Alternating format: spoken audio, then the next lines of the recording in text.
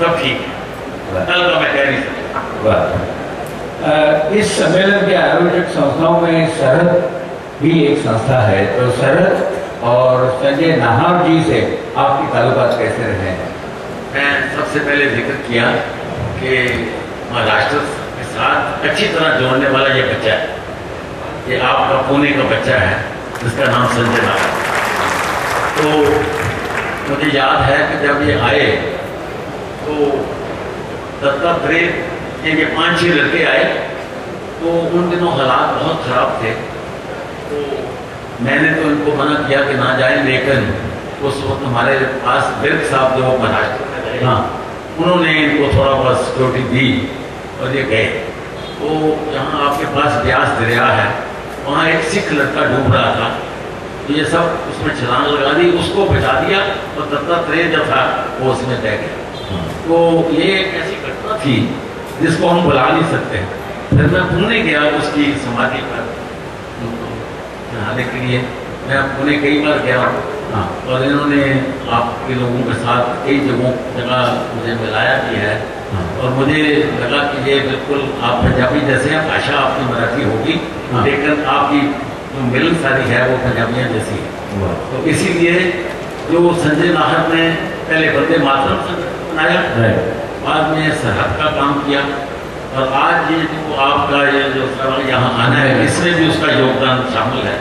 तो मैं तो संजय नाहर के अंदर शिवाजी का छोटा रूप देखता हूँ। आपको मुंशी प्रेमचंद सम्मान किस योगदान के लिए मिला? देखिए, ऐसा है कि मुझे सम्मान बहुत मिले हैं, लेकिन ये आपने अभी जिक्र किया पद्मश्री का, मैं वो लेने नहीं गया क्योंकि उसके कारण थे। क्योंकि जब सम्मान दिया जाता है तो वो आपसे पूछते हैं कि इसको आप एक्सेप्ट करोगे कि नहीं करोगे। हाँ, तो मैंने कहा कि ठीक है, आप देना चाहते हो तो दे दीजिए।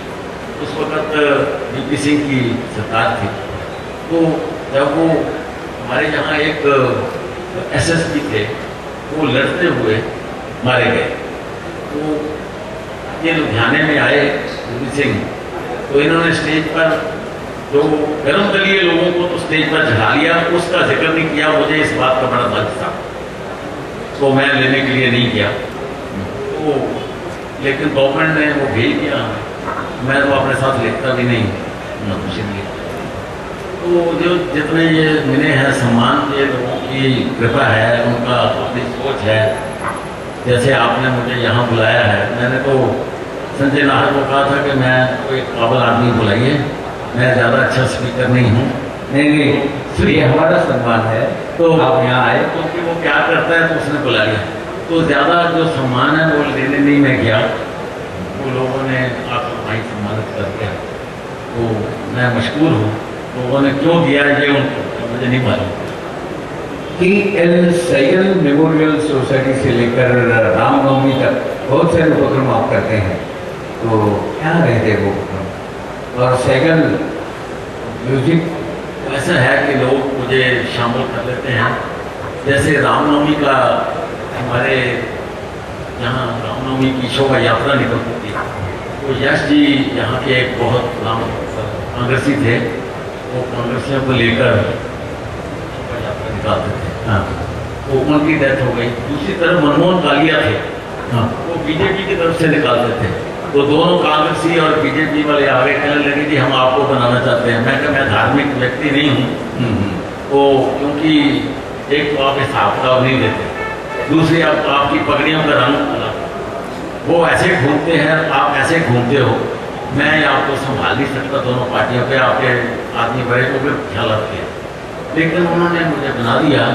तो मैंने उनको शर्त रखी कि एक तो शोभा यात्रा में मैं नहीं जाऊँगा, नंबर 2 मैं सब धर्मों को शामिल करूँगा, और शोभा यात्रा सारे नगर की परिक्रमा करेगी और लोग लंगर लगाएंगे। तो अब लोग कहते हैं कि ये देश की सबसे बड़ी रामनवमी की शोभा यात्रा होती है, जिसमें मुसलमान भी आते हैं, ईसाई भी आते हैं, सिख भी आते हैं, हिंदू भी आते हैं, और हम उनके ये तिलक भी लगता है, यहाँ मौली भी बनती है, उनके गले में राम राम भी बनता है। तो ये शहर ऐसा है हमारा जलंधर का, वहाँ आदि बस्तियां से मुसलमान आकर इतनी अच्छी तकरीरें करते हैं राम पर कि मैं भी उतना नहीं अच्छा बोलता, और ईसाई जो बोलते हैं मैं उतना अच्छा नहीं बोल सकता। तो एक कोशिश है कि एक सब लोग जो हैं इकट्ठे हों और सभी धर्मों का मान सम्मान हो, हम एक हो जाए।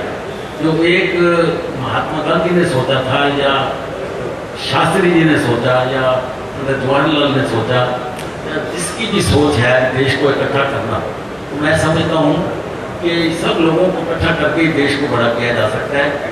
और राम का असली मकसद है वो देश को जोड़ना है, तो वो एक रामनवमी उसमें है।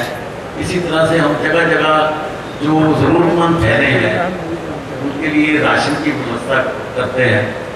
लुधियाना में एक संस्था है, 800 विडोज को वो राशन देती है हर महीने 1000 का, और उनको देखकर यहाँ अमृतसर में कई जगह राशन दिया जा रहा है, जलंधर में दिया जा रहा है, हरियाणा में भी दिया जा रहा है। ये कोशिश है, काम तो है सरकार का कि उनको पेंशन मिले। उनको 200 रुपये पेंशन मिलती है, जब महीने के बाद वो लेने जाते हैं तो सबूत देना पड़ता है कि मैं जीवित हूँ।